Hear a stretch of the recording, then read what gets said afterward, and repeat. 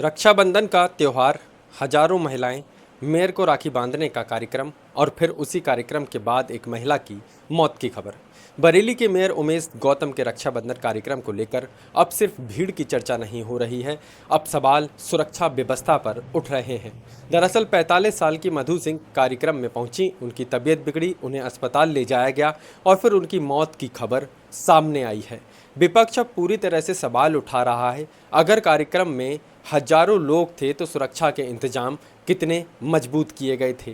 क्या भीड़ को नियंत्रित करने की पर्याप्त व्यवस्था थी या फिर सिर्फ टेम्परेरी व्यवस्थाएं? क्या मेडिकल टीम और एम्बुलेंस पर्याप्त संख्या में मौजूद थे?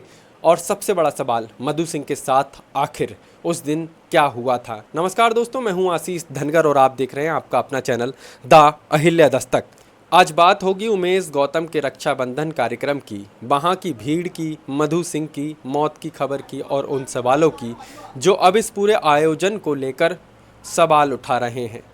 उमेश गौतम का बड़ा रक्षाबंधन कार्यक्रम, दरअसल बरेली क्लब मैदान में गुरुवार को रक्षाबंधन के मौके पर मेयर उमेश गौतम और पार्थ गौतम फाउंडेशन की ओर से सामूहिक रक्षाबंधन कार्यक्रम आयोजित किया गया था। बड़ी संख्या में महिलाएं कार्यक्रम में पहुंची थीं। महिलाएं उमेश गौतम और उनके बेटे पार्थ गौतम को राखी बांध रही थीं और उपहार देने की भी व्यवस्था बताई जा रही है। आयोजकों के हवाले से सामने आई करीब रिपोर्टों में 20,000 से ज़्यादा महिलाओं के पहुंचने का दावा किया जा रहा है। यानी कार्यक्रम छोटा नहीं था, हजारों की भीड़ थी और ऐसे कार्यक्रम में सुरक्षा व्यवस्था सबसे महत्वपूर्ण मानी जाती है। कहीं किसी भी तरह की अव्यवस्था ना हो, इसके लिए सुरक्षा व्यवस्था के कड़े इंतजाम किए जाते हैं। फिर बढ़ने लगा भीड़ का दबाव। रिपोर्टों की माने तो जैसे जैसे महिलाओं की संख्या बढ़ी, राखी बांधने और उपहार लेने के लिए भीड़ आगे बढ़ने लगी मंच की ओर। कुछ जगह धक्का मुक्की की स्थिति बनने की खबर भी सामने आई है। कई महिलाओं और बच्चों के बेहोश होने की बात भी रिपोर्टों में कही गई है।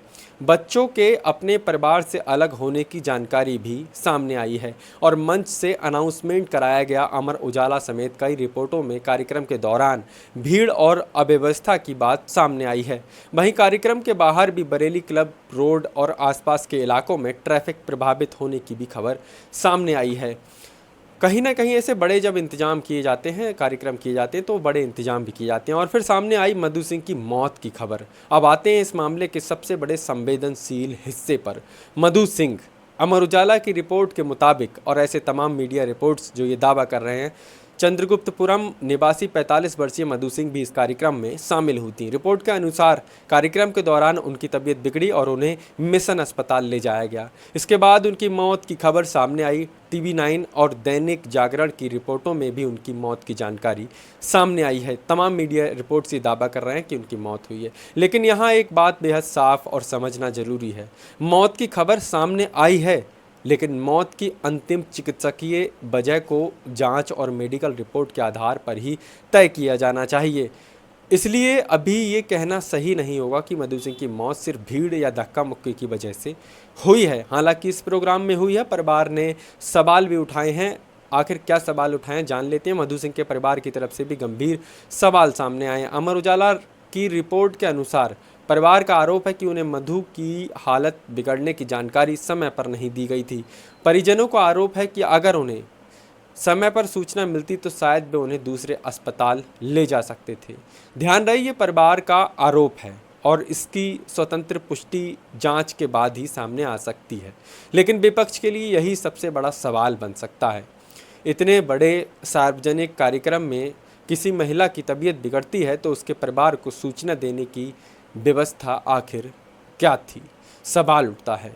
और इस पूरे मामले पर प्रशासन का क्या कहना है, अब तक प्रशासन का पक्ष भी जानना बेहद ज़रूरी है।